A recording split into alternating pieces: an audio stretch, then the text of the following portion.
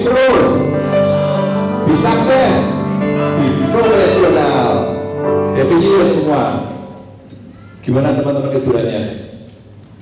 Saya ngerasain liburan tahun 2022 ini, New Year kemarin luar biasa sekali. Karena pertama kalinya bisa, ya meskipun masih pakai masker ya, tapi bisa agak leluasa sedikit. Setelah 2 tahun keempat liburan, nggak tahun baruan, karena tahun 2021 kemarin mau tahun baruan masih agak sedikit takut. Kemarin bisa tahun baruan. Kemarin saya tahun baruan ke Jogja, lebih tepatnya Kulon Progo. Cukup jauh juga. Kemarin agak macet, kurang lebih 6,5 sampai 7 jam. Ditambah anak-anak saya gentian yang kencing. Jadi setiap 1 jam, 1,5 jam sekali minta kencing. Bayangin berarti 4 kali, 5 kali mandek. Apalagi kalau berhentinya pas di Alfamart. Kencingnya cuma 5 menit, cari jam-jamnya 10 sampai 15 menit. Jadi tambah panjang jalan ini. Sampai ke rumah tuh kok jadi 8 jam ya waktu pulang itu. Oh ternyata ya berhentinya 5 kali, sekali berhenti 15 menit. Oh ya masuk akal 8 jam. Padahal nggak terlalu macet waktu itu. Ya luar biasa sekali memang tahun 2022 ini. Sedikit flashback tahun 2022. Saya pribadi merasakan penyertaan Tuhan yang sangat luar biasa sekali. Di mana Tuhan itu menyertai keluarga saya, pekerjaan saya, pelayanan saya dengan sangat luar biasa. Yang perlu dicatat, Tuhan menyertai ini bukan berarti hanya berkat yang datang ya. Ini yang perlu dicatat. Jadi Tuhan menyertai ini bukan berarti semuanya mulus saja, tidak. Karena saya merasakan tahun 2022 ini kayak roller coaster. Jadi benar-benar up and down-nya itu luar biasa, baik itu dalam kerjaan, dalam pelayanan, benar-benar sangat luar biasa sekali. Ya, yang saya catat juga di tahun 2022 yang saya dapat ini, kita itu harus sadar permasalahan yang kita hadapi itu pun merupakan berkat dari Tuhan. Jadi itu yang saya dapat di tahun 2022. Permasalahan yang Tuhan berikan ke kita itu juga merupakan berkat buat kita. Kenapa? Ya saya benar-benar merasakan Tuhan itu pengen kita semuanya ada di sini, pengen saya, pengen keluarga saya itu naik level. Lah kalau pengen naik level ya berarti Tuhan itu ya kita tahu berarti Dia mengasah kita dengan segala permasalahan yang ada berkenaan dengan kita. Nah makanya saya merasakan iya ya, permasalahan yang tak hadapi ini itu berkatnya dari Tuhan juga. Saat aku bisa melalui itu, aku bakalan naik level bakalan. Dan berarti kalau kita naik level, Tuhan itu sudah menyiapkan sesuatu yang jauh lebih besar yang sedang kita kerjakan sekarang, pelayanan misal. Kalau Tuhan ingin kita naik level, ya Tuhan itu menggosok kita dengan sesuatu yang membuat kita itu mungkin sakit hati, kita itu terpuruk, kita itu mungkin kok pelayanan kayak gini ya, kok pelayanan kok katanya melayani Tuhan, tapi kok tidak enak ya. Tapi kalau kita bisa bertahan dan kita lulus, Tuhan sudah menyediakan ladang yang jauh lebih besar yang Tuhan itu sudah menakar kemampuan kita. Kamu sekarang kalau kata kasih ini tidak mampu, tapi kalau kamu berhasil melalui permasalahan yang berikan, kamu akan naik level dan kamu akan mampu. Itu yang benar-benar saya rasakan.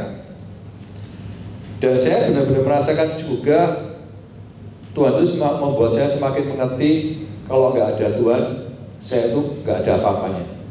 Benar-benar saya sadar di 2022 ini kalau nggak ada Tuhan, Heri itu bukan siapa-siapa.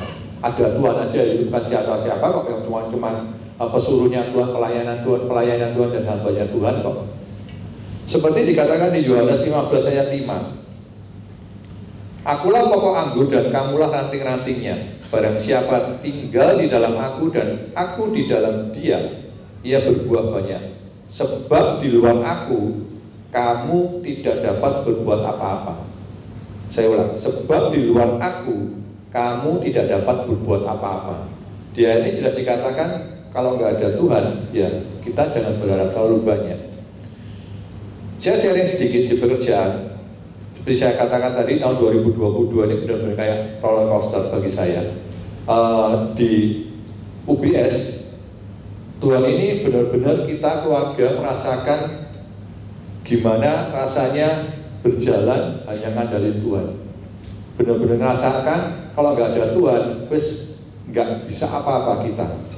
Kita keluarga besar menghadapi satu tantangan, dan waktu itu benar-benar mau pakai uang nggak bisa, mau pakai kenalan yang kita punya nggak bisa. Oh ya, kita kan kenal ini ya, kita kenal menteri ini ya, kita coba buntu. Kita kenal sekjen ini ya, kita coba buntu. Kita kenal menteri, kita coba buntu. Jadi semuanya butuh waktu buat buntu. Akhirnya yang kita andalkan apa?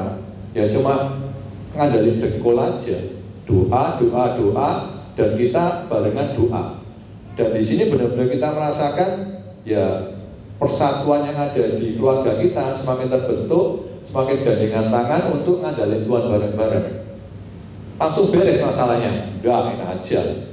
Buru-buru beres, masalahnya tambah rumit iya. Dan itu memang caranya Tuhan, benar-benar caranya Tuhan yang luar biasa. Dia mengasah kita satu persatu, karena kita ada bagiannya masing-masing, ngasah kita satu persatu, membuat kita itu pengenalan pribadinya dengan Tuhan semakin bertambah, andalinnya dengan Tuhan semakin bertambah, dan membukakan satu persatu apa saja yang memang harus kita tahu. Dan secara pelan-pelan memang permasalahannya semakin diarahkan Tuhan. Bukan cara berpikir kita yang dipakai, tapi caranya Tuhan sekarang yang bekerja, bukan caranya manusia lagi. Kita berpikir, oh iya ya, kalau kita kesini beres ya, ternyata Tuhan mengko. Bunda, oh iya Tuhan, caramu bukan kayak gitu ya ternyata ya. Ya, itu benar-benar kita rasakan. Dan kita benar-benar merasakan gimana ngandalin Tuhan ini memang deg-deg sure banget. Benar-benar Tuhan, ini dari kamu bukan ya Tuhan ya. Tuhan ini benar kayak gini enggak ya? Itu benar-benar kita rasakan tahun 2022 ini. Tapi memang Tuhan mengajarkan banyak hal. Tuhan mengajarkan kita lebih tahan banting dalam menghadapi masalah. Tuhan mengajarkan kita memiliki iman yang jauh lebih percaya sama Tuhan, lebih kuat lagi. Persatuan di keluarga kita juga lebih kuat. Ya, ini sesuatu yang mungkin tidak bakalan kita dapatkan kalau nggak ada masalah ini terjadi. Sharing lagi yang lain, saya juga punya satu kerjaan di bidang catering. 2 bulan pertama saya rugi, tapi di bulan ketiga itu sudah mulai untung, dan keuntungannya langsung berlipat. Sampai kurang lebih 5-6 bulan untung terus. Mendadak di bulan ke-7, keuntungannya itu tiba-tiba turun. Keuntungannya hampir 50% turun. 50% dari keuntungan turun, itu selama 2-3 bulan juga turun dan turun terus. Waktu itu accounting saya juga cukup bingung, kok bisa ya? Dicari nggak ketemu. Bisanya bersamaan juga, saya ada teman, dia di PHK dari kerjanya karena pengurangan. Waktu itu kalau nggak salah bulan September atau Oktober saya lupa. Dia di PHK dari kerjaannya. Waktu itu dia cerita sama saya. Dan nggak ngerti kenapa waktu itu memang Tuhan menggerakkan saya berkatono orang ini, karena memang saya nggak gampang untuk tergerak untuk berkati Tuhan kalau tidak dari Tuhan, berkati orang kalau nggak dari Tuhan. Waktu itu saya berkati, saya terus sama Tuhan tak berkati ya kurang lebih 2 bulan. Kemudian bulan ketiga waktu saya teduh, Tuhan itu ngomong lagi. Ini kejadiannya pada waktu bulan ketiga tadi saya rugi, di bulan ketiga juga Tuhan ngomong sama saya, ini orang ini pakai indikatormu. Saya bingung, Tuhan, bisa tak? Baiklah, nurut sama Tuhan, tak pakai indikator. Dan luar biasanya Tuhan, ternyata orang ini yang membuka, yang dikasihi hikmat sama Tuhan untuk menemukan kenapa sih kok indikator ini bisa rugi. Dan ternyata nggak sengaja padahal. Waktu itu dia tanya ke chefnya, chef, harganya bakso ini berapa sih? Oh sebentar tak teleponkan di speaker. Sama chefnya di telepon di speaker, ini harganya berapa? Harganya 1.500, tapi sama chef kan disuruh tulis 2.000 di botnya. Loh gak kupu, chefnya buru mati ini pun sampean. Dari situ ketahuan, mulai dicek pelan-pelan, ternyata chefnya main curang sama suppliernya. Ya kalau nggak ada teman saya tadi ini nggak kebuka semuanya. Dan itu caranya Tuhan. Kalau waktu itu saya nggak berkati dia, ya mungkin Tuhan, kalau saya nggak nurut sama Tuhan untuk berkati dia, mungkin saya tidak pasti ya, kalau Tuhan masih bisa menemukan kecurangan, tapi mungkin lebih lama lagi, mau nggak nurut kok, mungkin 6 bulan lagi saya rugi 6 bulan baru ketemu. Dan ini bulan ketiga, bulan keempat saya sudah untung lagi dan sudah berlipat lagi keuntungannya. Ya di sini saya melihat cara Tuhan itu benar-benar luar biasa sekali. Selain itu juga yang saya alami kayak roller coaster di tahun 2022 juga salah satu pabrik yang kita miliki ditutup. Ya waktu itu saya ngadu ke Tuhan, ini tuh punya mulut Tuhan kok ditutup. Kan sih malu kamu tahu Tuhan. Dan di situ saya belajar. Saya waktu itu benar-benar ngadu sama Tuhan, kok ngisi-ngisi banget tuh pabrik sampai ditutup. Kan katanya aku tuh pengelolamu dan yang pemilihnya kamu itu loh. Waktu itu Tuhan ngomongnya, itu kedaulatanku. Kamu nggak usah komplain, nggak usah protes, itu kedaulatan Tuhan. Yang ya kedaulatan itu berarti Tuhan mau melakukan apa, Dia ingin apa, Dia mau melakukan apa, ya pokoknya tujuannya Tuhan tercapai. Sampai sekarang saya belum dapat jawaban dari Tuhan kenapa kok sampai itu ditutup, karena ya wes Tuhan, kedaulatanmu Tuhan. Seperti dikatakan di Mazmur 115 ayat 3, Ia melakukan apa yang dikehendakinya. Itulah kedaulatan Tuhan. Lanjut di akhir tahun 2022, saya sama Nana sempat dibuat deg-deg siur juga karena anak saya Joel ini trio kwek-kwek tak sudah datang tadi. Papanya lagi khotbah tak sudah datang. Tuh ngapain Pak? Papa khotbah? Oh iya, langsung ikut mereka. Jadi saya dibuat deg-deg siur juga karena dadanya Joel itu dekok ke dalam. Dan ini dekoknya teman, jadi sampai dekok kayak apa? Dada manuk ya namanya ya, dada manuk namanya. Sampai dekok ke dalam. Ya waktu tahun lalu kita cek ke dokter, katanya suruh nunggu sampai usia 16. Nah tahun ini kita cek lagi ke dokter Indonesia ngomongnya, wah ini harus dioperasi nih, karena kalau enggak takutnya nganter ke jantung sama nganter ke paru-paru, bahaya bakalan. Waktu itu saya sama Nana juga bingung, kita doa. Ada yang di internet ada yang ngomong itu cuma kosmetik, harus benar-benar dilihat. Ada yang ngomong bahaya, ada yang ngomong nggak bahaya. Ya waktu itu saya tanya sama Tuhan, sebenarnya kamu mau buat dada ini normal dan bagus fungsinya itu bisa loh. Kok anakku bobot seperti ini kenapa? Sekali lagi yang saya dapat cuma ya itu kedaulatanku.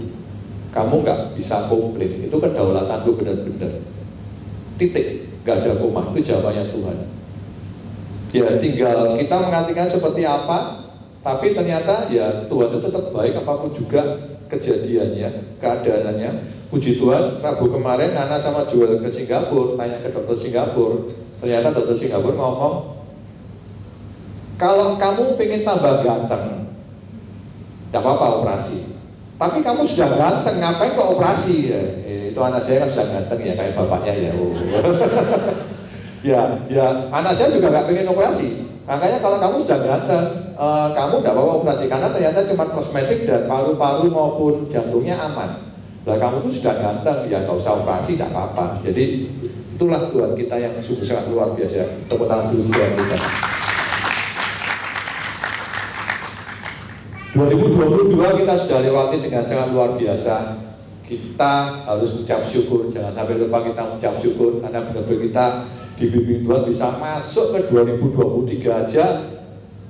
Kita tuh sudah harus ucap syukur apapun juga kejadiannya. Sekarang kita masuk ke 2023. Hampir semua orang, nggak ada satupun rasanya yang nggak ngomong. Hampir semua orang ngomong 2023 ini merupakan tahun yang sangat sulit, bukan sulit, tapi sangat sulit.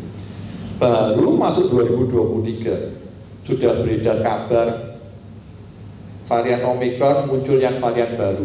Tadi tak catat sampai Omicron XBB 1.5, nggak tahu varian apa ini.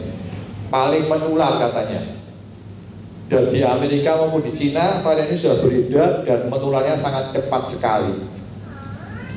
Kita tahu perang Rusia Ukraina kemarin, Rusia mau ngadain gencatan senjata sama Ukraina ditolak. Nggak ngerti tujuannya piye kok gencatan senjata ditolak, padahal jelas-jelas kelihatannya kalah dulu. Ya prediksinya perang Ukraina sama Rusia ini masih berlangsung cukup jauh. cukup lama. Akibatnya apa sih? Kita tahu ya, pasokan gas terhenti, Eropa bakalan kedinginan diprediksi tahun 2023 ini. Dan yang sudah terjadi, 90% pabrik kaca di Venesia, di Itali itu tutup. Karena Venesia kan kota turis ya, kota turis, dia produksi kaca buat oleh-oleh cukup banyak. Pabriknya banyak yang tutup. Karena kenapa? Ya tidak mampu menghidupkan tungku, karena biayanya nggak masuk. Karena biaya gas itu dari Rusia itu cukup murah. Ini gasnya di stop. Jadi mereka tidak dapat pasokan gas. Akhirnya ditutup. 90% pabrik kaca ditutup di Venesia. Gandum pada Rusia sama Ukraina ini menyumbang 30% dari gandum dunia. Roti yang kita makan ini ya bisa-bisa tambah lama tambah mahal. Karena kenapa? Gandumnya nggak ada pasokan. Kecuali Indonesia bisa tanam gandum sendiri dan bisa mandiri, itu lain lagi. Resesi dunia semua orang ngomong di depan mata. Banyak negara yang masih menyembunyikan karena takut terjadi trust di negaranya masing-masing. Karena kalau sampai pemimpin negara ngomong ya kita akan turun BDP-nya tahun ini, masyarakat masih panik, balapan ngambil uang di bank pasti, dan itu terjadi sangat berbahaya sekali pasti.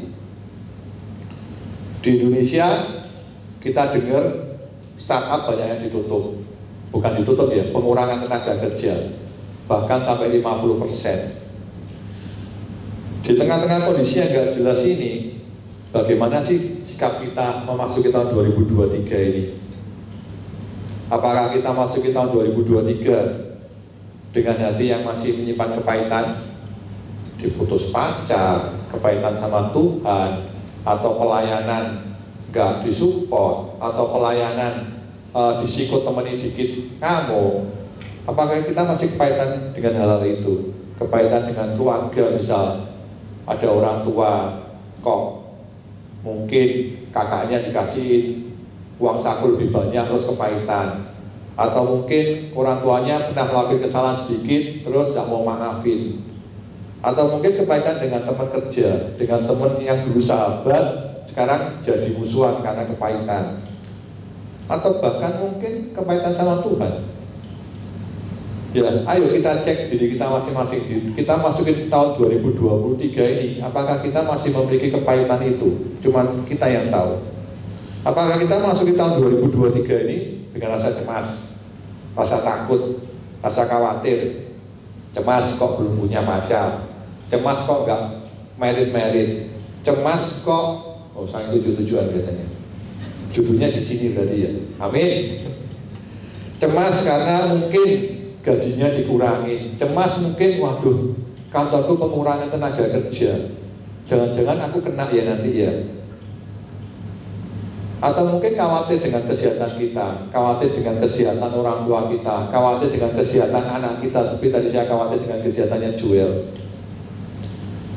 Yang pasti memasuki 2023 ini kita harus memasukinya dengan cara yang benar.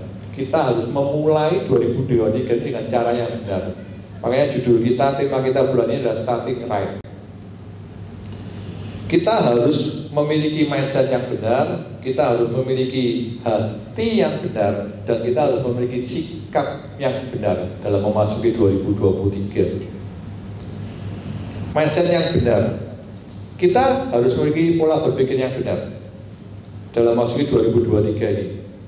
Seperti tadi yang saya katakan, jangan pernah memiliki kepahitan, karena itu akan menghancurkan kita. Jangan pernah jatuh ke lembah keputusasaan, karena kalau sampai kita jatuh ke lembah keputusasaan, ya kita merasa semuanya ini seolah-olah Tuhan itu membuat kita itu seperti itu. Itu kalau kita jatuh ke lembah keputusasaan, jangan sampai jatuh ke sana. Dan kalau sudah jatuh ke lembah keputusasaan, biasanya apa? Nyalakan Tuhan. Tuhan, kamu kok kayak gini toh Tuhan? Tuhan, aku tuh sudah doa, kok kamu masih buat kayak gini? Nyalakan Tuhan terus. Padahal bukan Tuhan yang salah padahal. Sekarang gimana sih caranya supaya kita bisa punya mindset yang benar? Yang pertama yang saya catat adalah selalu bersyukur, selalu mengucap syukur dalam segala hal.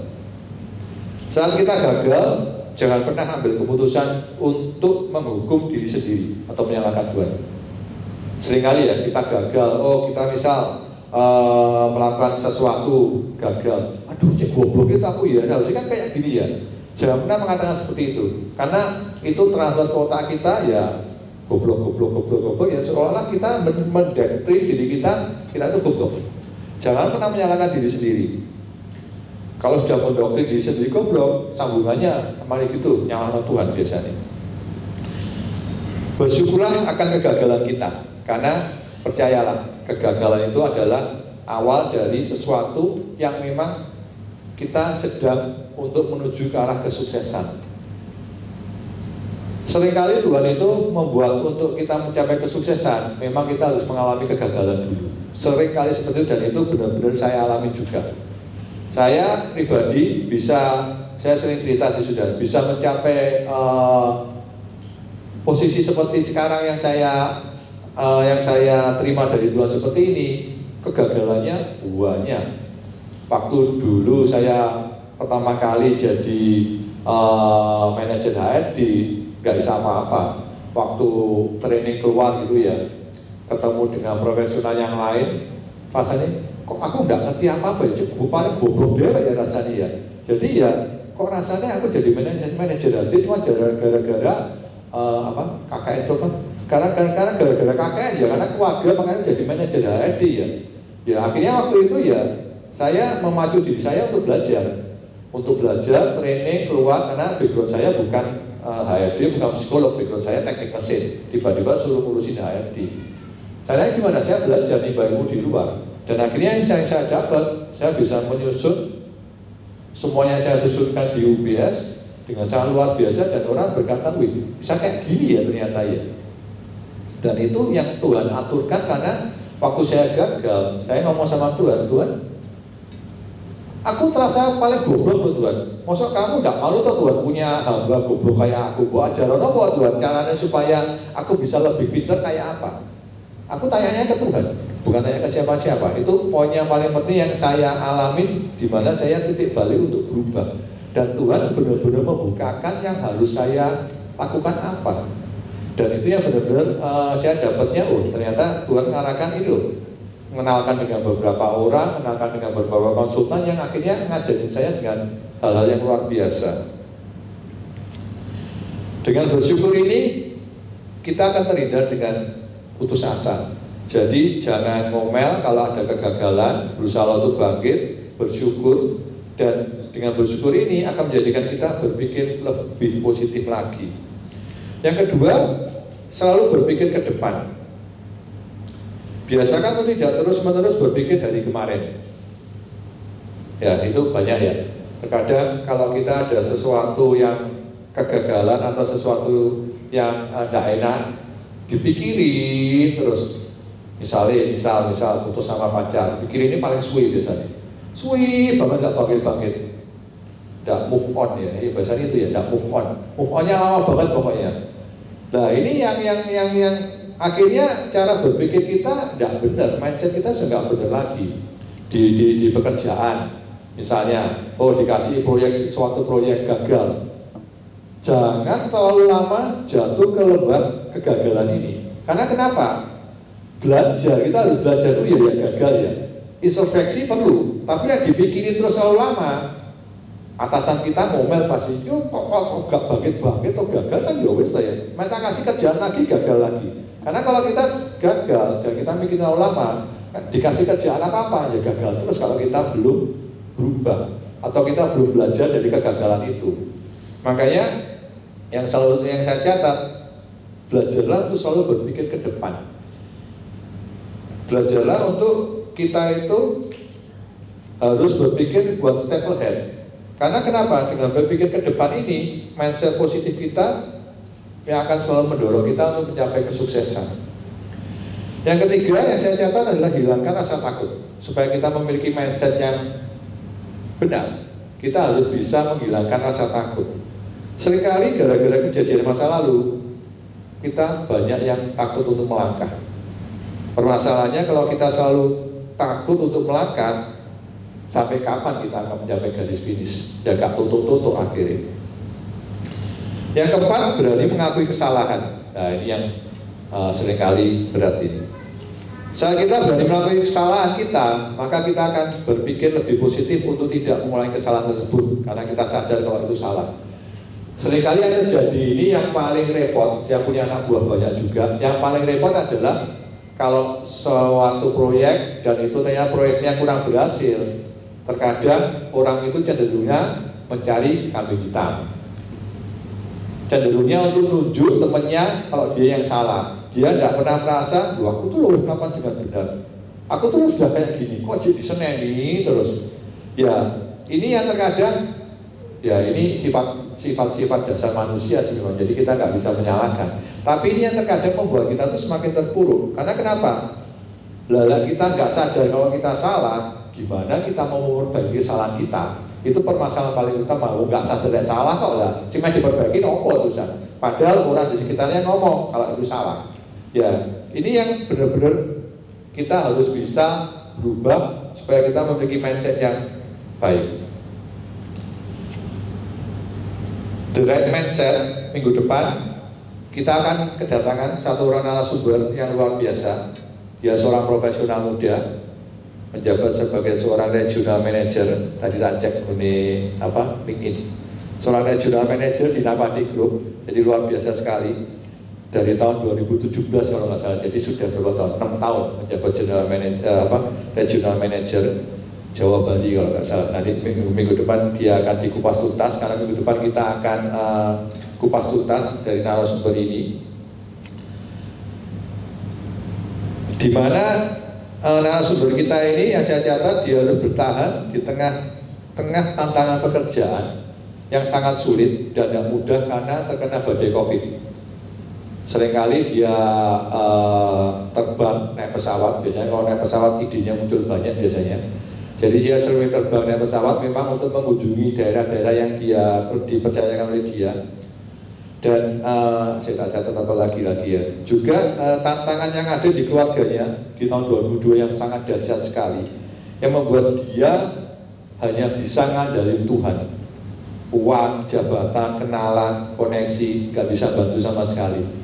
Yang diandalin apa akhirnya? Ya cuma dengkul, doa sama Tuhan. Tapi luar biasanya juga dengan api yang membara, dia masih setia untuk melayani Tuhan. Jadi nantikan minggu depan, jangan sampai nggak datang. Luar biasa sekali minggu depan narasumber kita.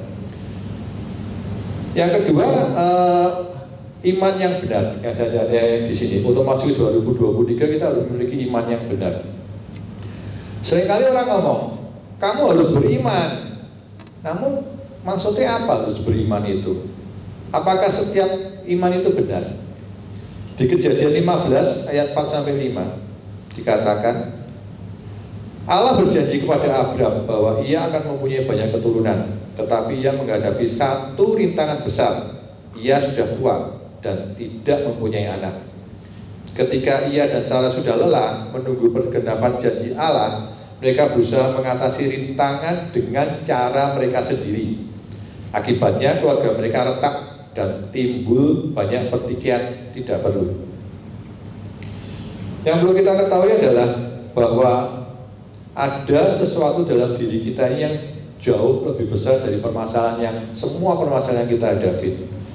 Tetap percayalah pada diri kita sendiri dan semua yang ada pada kita. Tetaplah percaya pada diri kita sendiri dan semua yang ada pada kita. Cuma tetap catatannya, kalau diri kita sudah diasah dengan benar, kalau diri kita sudah benar-benar dekat sama Tuhan. Kalau belum, kata-kata tadi mungkin kurang berlaku. Tinggal bagaimana kita mengasah kepekaan kita, supaya kita dengan gampang tahu iman kita itu benar apa enggak. Dan nggak pernah diasah, terus yang isi iman percaya kita itu siapa? Nggak pernah doa, nggak pernah baca Alkitab, nggak pernah saat teduh. Terus caranya tahu iman kepercayaan kita itu benar apa enggak ya apa? Jadi ya satu-satunya cara supaya kita memiliki iman yang benar, ya di sini catat ada 5. Pertama saat teduh, ini hubungan pribadi kita sama Tuhan, dekat apa enggak sama Tuhan, ngobrol sama Tuhan ini apa enggak, ya pada saat teduh. Yang kedua berdoa. Jangan kalau sudah saat teduh nggak doa, doa tetap doa makan pagi, makan siang, makan malam, doa setelah bangun tidur, sebelum tidur 5 kali ya. Saya pernah ngomong di UB juga 5 kali. Ini harus tetap jalan, jangan sudah saat teduh doanya nggak pernah jalan. Baca Alkitab tetap harus, ke gereja, dan pelayanannya saya catat. Jadi 5 hal ini tetap harus kita lakukan supaya kita bisa intim sama Tuhan. Kalau kita tidak intim sama Tuhan, terus gimana kita mau mengasah diri kita supaya kita memiliki iman yang benar? Saya sudah sangat bersyukur karena dari tahun 2001 kalau nggak salah ya, sampai sekarang saya masih diizinkan Tuhan untuk melayani. Dan itu merupakan suatu berkat yang luar biasa. Di tengah badai pandemi yang kemarin, saya dengan teman-teman pengurus juga masih diizinkan Tuhan untuk melayani. Itu merupakan berkat yang luar biasa. Dan seolah-olah bagi saya tahun 2022 itu merupakan kesempatan kedua bagi teman-teman yang belum melayani. Tahun 2020, 2021 bagi teman-teman yang waktu itu belum melayani, tidak punya kesempatan untuk melayani. Pemisahnya di rumah kok, tidak punya kesempatan untuk cari jiwa. Nanti waktu kita meninggal, kamu sudah menangkan berapa jiwa? Pandemi Tuhan, caranya cari jiwa, masa itu jawaban kita sama Tuhan. Dan seolah-olah sekarang ini second chance kita, kesempatan kedua kita. Kita nggak pernah tahu ke depan ada pandemi kayak apa, ada badai kehidupan kayak apa, kita nggak pernah tahu. Kapan kita dipanggil Tuhan, kita nggak pernah tahu. Ya, second chance ini, ayo kesempatan kedua ini yang diberikan sama Tuhan ini jangan pernah kita sia-siakan. Saya pribadi sama pengurus tahun 2020 banting tulang untuk ngadakin online. Waktu itu yang bisa saya hubungi ya cuma para pengurus, siapa lagi? Jemaat sudah apa namanya sembunyi sendiri-sendiri. Uang pengurus saja waktu itu kita pelayanannya juga di rumah online dan kita ala kadarnya. Nah, makanya ayo teman-teman yang belum melayanin, gunakan second chance ini sebaik mungkin. Betani sebagai gereja besar sangat butuh teman-teman untuk melayani barang. Di ibadah umum sangat butuh banyak sekali diaken-diaken untuk pelayanan. Apalagi memang usia-usia kita ini sudah selayaknya kita melayani sebagai diaken di umum. Juga pelayanan masih banyak, di choir juga butuh. Di Bipro sendiri kita juga butuh banyak pelayan Tuhan. Di musik, di gimana ya, di WL, di singer, di choir. Yang di belakang panggung kita juga butuh banyak pelayan pendoa. Masa nggak bisa berdoa? Pelayanan berdoa kan tinggal datang mendoakan. Itu cukup simpel, kelihatannya cukup simpel sih, tapi nggak sesimpel itu memang. Atau mungkin pelayanan yang lain. Ayo teman-teman, kesempatan kedua ini ayo benar-benar jangan kita sia-siakan. Jangan sampai nanti kita berpulang, Tuhan tanya, kamu sudah menangkan berapa jiwa? Waduh Tuhan, berapa ya Tuhan ya? Kok rasanya belum ya Tuhan? Jangan sampai kita jawab seperti itu. Karena saya sebagai gembala Bipro, saya harus benar-benar memotivasi teman-teman. Api yang dalam hati kita ini jangan sampai padam. Gimana caranya supaya api ini terus membara?